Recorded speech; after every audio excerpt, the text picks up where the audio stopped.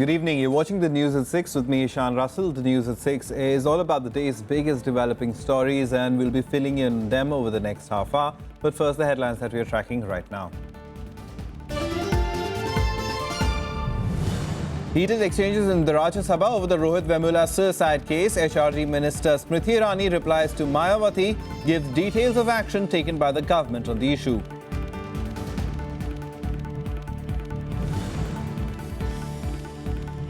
Congress objects to BJP MP Anurag Thakur's remark on Rahul Gandhi on Wednesday's debate on JNU. Thakur says the UPA is giving a political colour to the Ishrat Jahan case.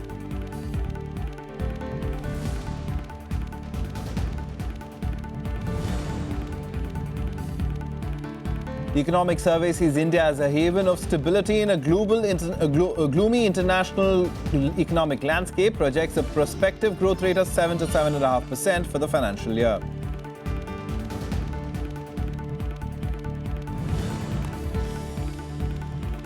Supreme Court issues notices to 3 lawyers on JNU President Kanhaiya Kumar assault case. Delhi police questions JNU students together for 5 hours.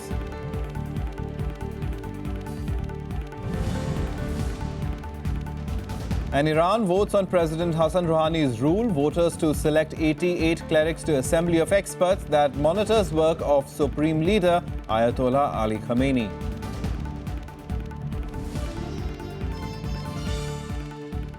The top story this evening, the opposition today came down heavily on the government over the controversy surrounding JNU incident and the suicide of a PhD scholar in Hyderabad Central University.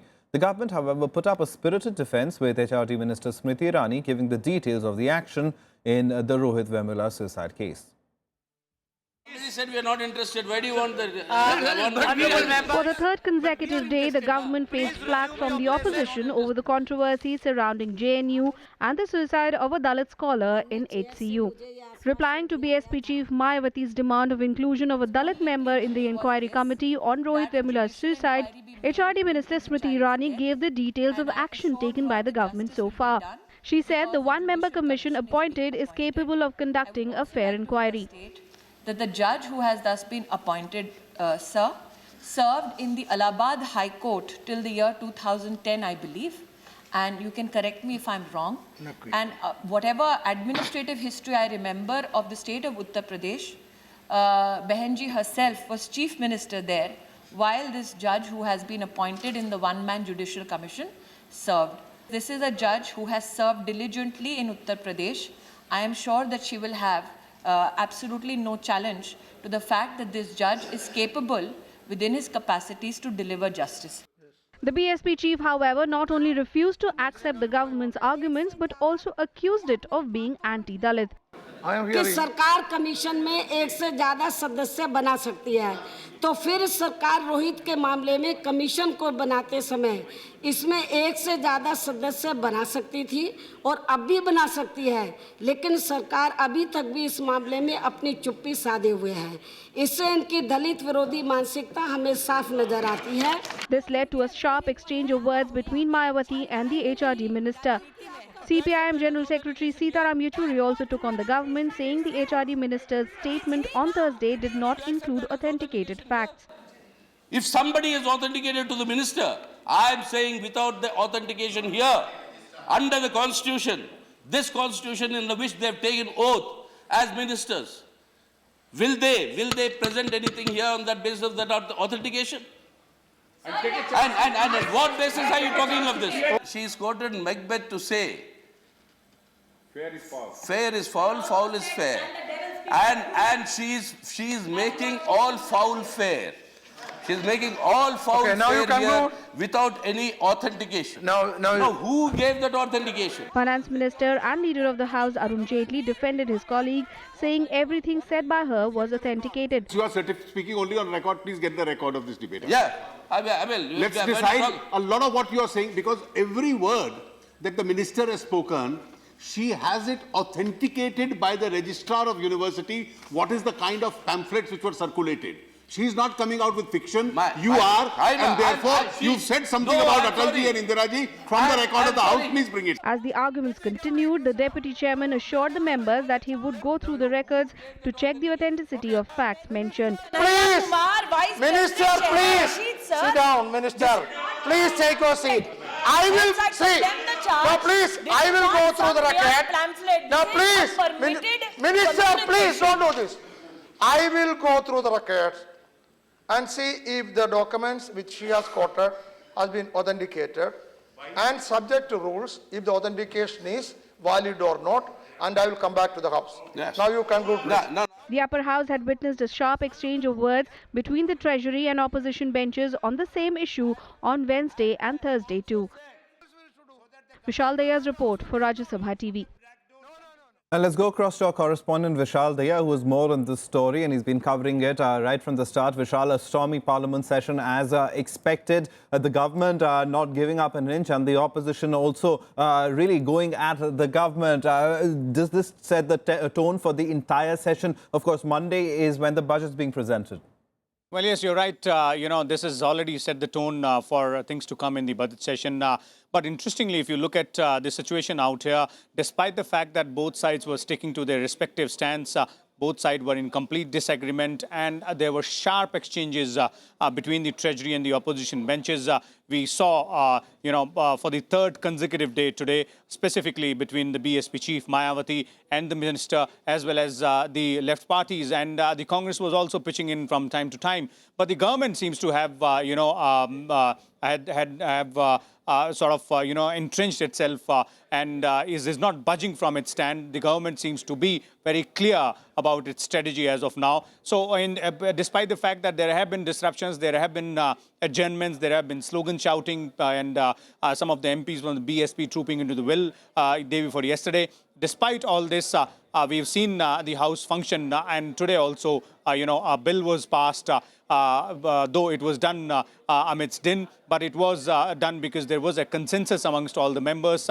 Now what we will have to wait and watch is from next week onwards, when the budget has been presented, and there will be an opportunity for a discussion on motion of, thanks to the presidential address therein, how exactly will the scenario, unfold from here onwards, whether or not, this kind of, I would say, a political hostility between the government and the opposition, will it continue in the same manner as it has continued? That is something which will spell out whether or not we will be able to see smooth functioning of the House. But yes, one thing is quite certain, that these kind of fireworks, inside the parliament in terms of, verbal duel between the government and the opposition is something which we will keep on witnessing on several issues, because there are several other issues which are lined up from the opposition side, which they are planning to take up in the days to come. All right, several other issues, but for the moment, let's talk about the issues that dominated proceedings today, Vishal. And a quick word on the little bit of a controversy over there, over the usage of certain words, which Mr. Kurian himself had said that he would have a look into the nature of the words and whether they should be expunged from the record or not.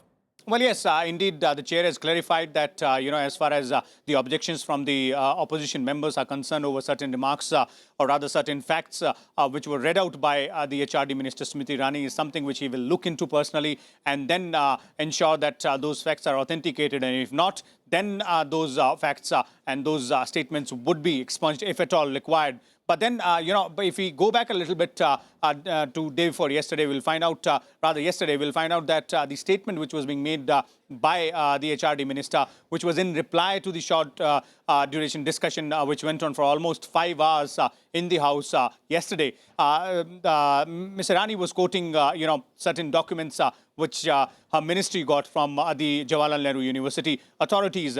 And that is something which was objected to by the opposition, specifically the left parties and the CPIM MP, Sitaram Yechury, saying that this is something which cannot be quoted inside the parliament. The Congress members also protested yesterday. They protested today as well. And they even sought apology from the minister. but then the government vehemently defended the stand which was taken by Smriti Irani and the statement which was given by the HRD minister. In fact, the leader of the House clarified that whatever has been said by the HRD minister is based on authenticated facts and there is nothing wrong in that. So now the decision rests with the chair, and the deputy chairman has already said that he will look into the records and cross-verify if at all the office of the chairman or the deputy chairman finds out that the statements which were put on the floor of the House were not authenticated, then they will be expunged. Otherwise, it will be taken on the records. Vishal Dahiya will keep a track of the story for us. Thanks very much for coming in and telling us about what's been happening in the House, in the upper house, but in the lower house, at Lok Sabha, it also witnessed heated exchanges over the statement of BJP MP Anurag Thakur and Rahul Gandhi on Wednesday. On the other hand, Thakur referred to the interview of former Home Secretary G.K. Pillai to state that the UPA is giving a political colour to the Ishrat Jahan encounter case. After question hour in the Lok Sabha, the Congress alleged that BJP MP Anurag Thakur levelled serious charges against party Vice President Rahul Gandhi. Leader of the Congress Mallikarjun Kharge objected to statements that allegedly refer to Rahul Gandhi as an anti-national. The statement was made during Wednesday's debate on the JNU issue. And Rahul Gandhi still persists on the record as part of Sri Anurag Thakur's speech, which alleged that Sri Rahul Gandhi was supporting anti-national activity. I request you to delete these two names from the reference, which I am going to give, and make the proceedings correct. Speaker Sumitra Mahajan assured the Congress of taking appropriate action. I will have to see. Anurag Thakur raised the issue of former Home Secretary G.K. Pillai's revelations in the Ishrat Jahan encounter case. He claimed that the UPA government tried to give it a political colour. 6 अगस्त 2009 को affidavit दायर किया गया पूर्व सरकार के समय और सितंबर महीने में उसको बदल दिया गया। एनकाउंटर 2004 में हुआ मैडम, ये प्रश्न चिन्ह खड़ा किया जाता था कि ये फेक एनकाउंटर है मैडम, लेकिन ऐसा नहीं था, ये एक सोची समझी साजिश थी अपने राजनीतिक प्रतिद्वंदियों को खत्म करने के लिए जो पूर्व सरकार ने की थी। The former Home Secretary has stated to drop Ishrat Jahan's possible links with terror outfit Lashkar-e-Taiba in a Home Ministry affidavit which was taken at the political level by the former UPA government. Pranav Goswami's report for Rajya Sabha TV. Ahead of the Union Budget, Finance Minister Arun Jaitley tabled the Economic Survey for 2015-16 in Parliament today. The survey projects a 7 to 7.5% GDP growth rate in the next fiscal, while for the current fiscal, it is estimated a growth rate of 7.6%. Some more highlights of the survey in this report. India stands as a haven of stability in a gloomy international economic landscape. With this optimistic view, Chief Economic Advisor Arvind Subramaniam pegged a growth rate of 7 to 7.5% for the next fiscal in the Economic Survey of 2015-16. He added that the growth could accelerate to 8% and above in a couple of years. But he also cautioned that if the world economy remained weak, India's growth will face considerable headwinds. If the world slows down, we will slow down as well. And so, our slowing down should not be blamed on what India does or does not do. In the survey, Subramaniam has enumerated 3 downside risks: turmoil in the global economy that could worsen the export outlook. Contrary to expectations, oil price rise would increase the drag from consumption, and the most serious risk could be the combination of both these factors. There is a scenario, which is I think the worst case scenario, where because of supply disruptions, oil prices could go up and world growth could decline, which would be the worst case scenario from an Indian point of view. The survey also stresses the importance of carrying forward the reform process to achieve macroeconomic stability. On the domestic side, the survey says 2 factors can boost consumption: increased spending from higher wages and allowances of government workers if the 7th Pay Commission is implemented, and the return of normal monsoon. To resolve the problem of India's ailing public sector banks and some corporate houses, the Economic Survey suggests a 4R approach of recognition, recapitalization, resolution and reform. The survey expects growth in the services sector, a key driver of overall growth, to be at 9.2% in 2015-16. It has also advocated rationalizing LPG subsidy. calling for cutting supply of below-market priced cooking gas to 10 cylinders per household in 1 year from the current 12 cylinders. Market experts and economists, however, seem to hold a different view. There is one thing which is a big of a handicap, and that is that the corporate sector is not performing very well. 5% target of this year will be achieved of inflation, but next year I'm worried about more next year. After the government report, the stock markets posted their first daily gain in 4 sessions and the rupee also recovered. Bureau Report, Rajya Sabha TV. While the JNU debate rocked the parliament session for the 3rd day in a row, the Supreme Court issued notices to 3 lawyers for allegedly bragging on camera about thrashing JNU President Kanhaiya Kumar. The notice was served after a separate PIL was filed by senior lawyer Kamini Jaiswal.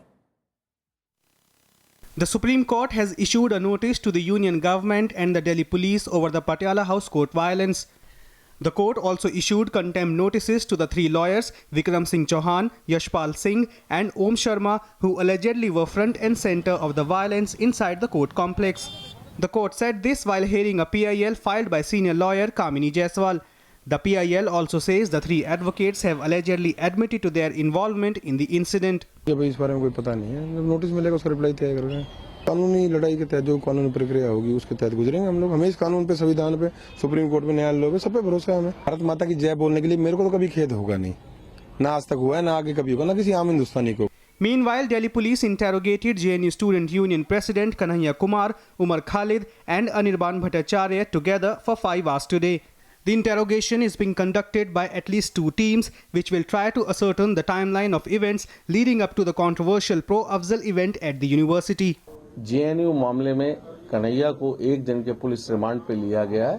तफ्तीश चल रही है, जिसमें जो बाकी 2 मुलजिम हमारे पास police custody में है, उमर खालिद और अरिबन भट्टाचार्य, इन तीनों से कन्फ्रंट करा के आगे की तफ्तीश जारी है। While Kanhaiya Kumar was arrested on 12th of February and sent to judicial custody, Khalid and Anirban surrendered before the police this Monday. All 3 have been charged with sedition and criminal conspiracy. Bureau Report, Rajya Sabha TV. Now, over 104 students of a Zilla Prairishad school in Maharashtra's Palghar district were taken to hospital as they complained of severe stomachache after consuming a midday meal. The students were served khichdi by the International Society for Krishna Consciousness, or ISKCON. Within half an hour having lunch, students complained of stomachache, nausea and giddiness. However, out of the 280 students who consumed the food, 104 were hospitalized and the others were discharged. After being informed, the police and the Revenue and Health Department officials arrived at the school. The police has registered a case while samples of food have been sent for testing. इस्कॉनचे जे दुपारचा त्यांचा डब्बा येतो त्या डब्बा खाल्यानंतर त्यांना विषबाधा झाली असं मला समजलं। मी तात्काळ शाळेत गेले असता टोटली पोरांना विषबाधा झाली।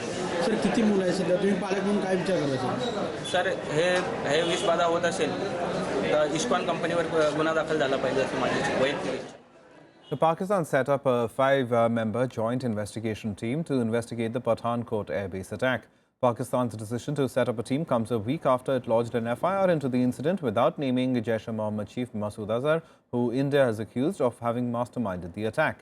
The GIT will visit the airbase next month to gather evidence, subject to permission given by the Indian government to conduct its own investigation. Pakistan has earlier constituted a 6-member team to investigate the matter, but it's now become dysfunctional after the government announced the setting up of a GIT.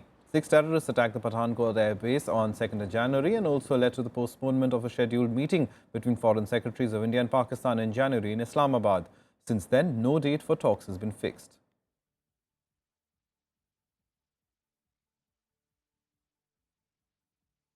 Time now to take a look at what else has been making news around the country and nationwide. Former Union Minister of State for Coal, Dilip Ray, and 2 others were granted bail today. The court summoned Ray as an accused in the case pertaining to alleged irregularities in the allocation of coal blocks in 1999. The bail was granted on a personal bond of 1 lakh rupees and a surety of the like amount.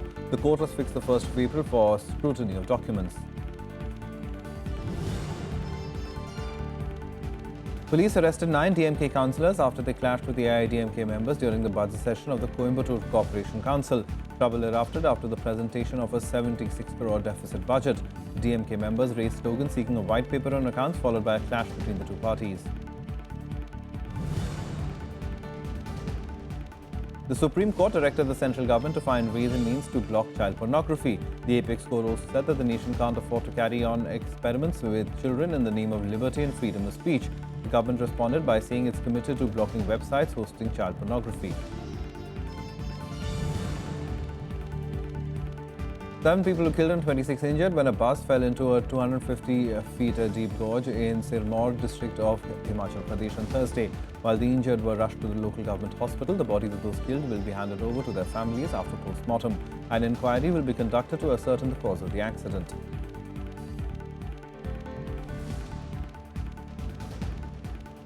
Time for us to take a short break. That's lots more on the other side too. Stay tuned.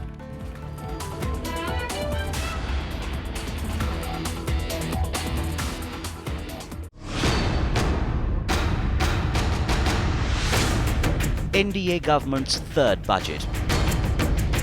Will it be a path-breaking one? Will it fuel the government's development thrust? Watch the brightest minds dissect budget proposals. 7 a.m. to 11 p.m. on February 29th on Rajya Sabha television.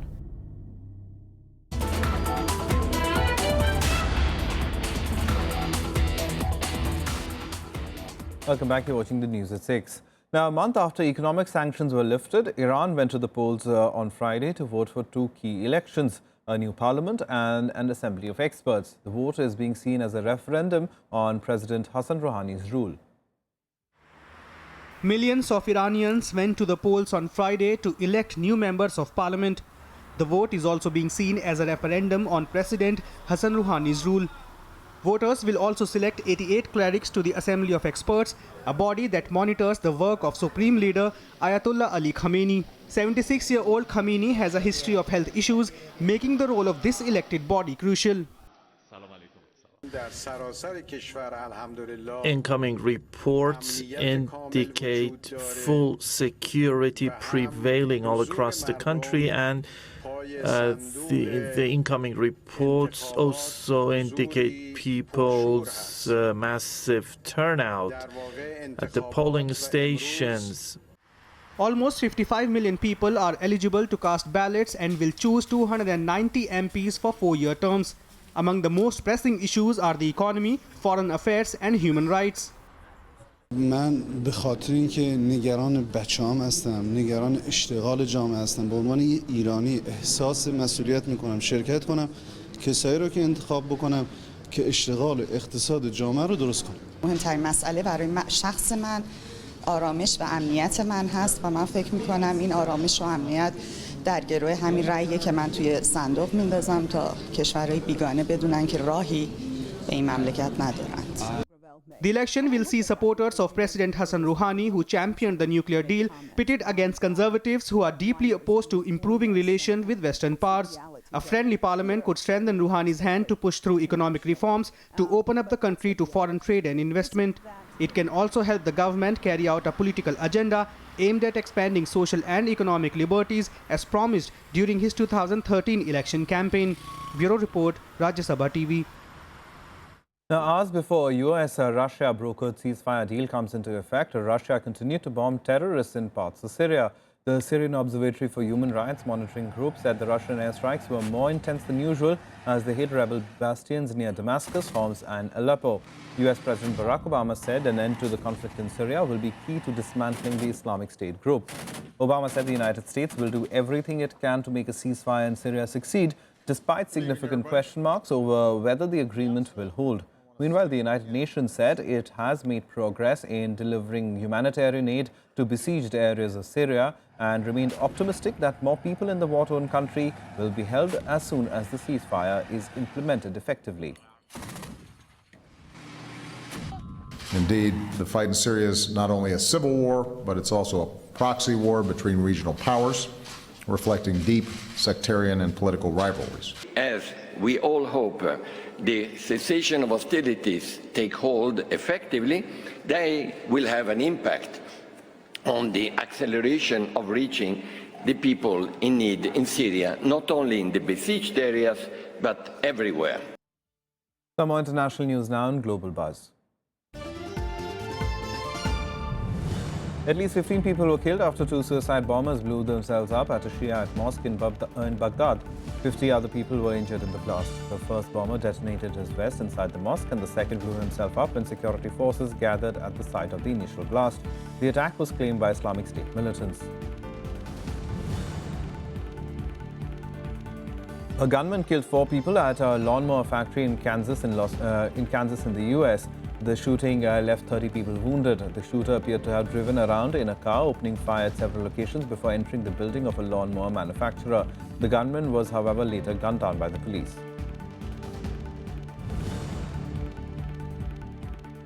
Explosive retrieve from Boko Haram militants exploded accidentally at a police station in Nigeria's northern city of Yola, killing 4 people and driving shattered glass into officers and school children. The devices were stored in a police station and went off when an officer tried to move them. Let's now check out what's been happening in the world of sports and Sports Beat. The 41-match winning streak of Indian tennis ace Sania Mirza and her Swiss partner Martina Hingis came to an end after the duo lost the quarter-final of the Qatar Open. The top seeds lost against the Russian pair of Elina Vesnina and Daria Kasatkina 6-2, 4-6, 5-10 to bow out of the tournament. World number 1 Novak Djokovic retired from a Dubai Championships match against Feliciano Lopez following an eye problem. The Serb lost the first set 3-6 and was unable to continue playing, ending his run of ATP World Tour finals. However, Stan Wawrinka and Nick Kyrgios advanced to the semi-finals.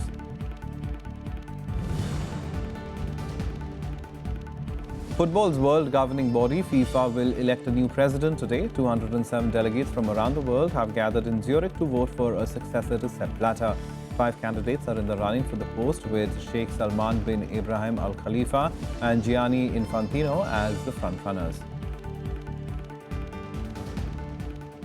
Well, that's a wrap on this bulletin, but as we go, we'll leave you with this. 5-year-old Afghan boy Murtaza Ahmadi is a happy child today because after receiving not 1 but 2 jerseys from Argentine football star Lionel Messi.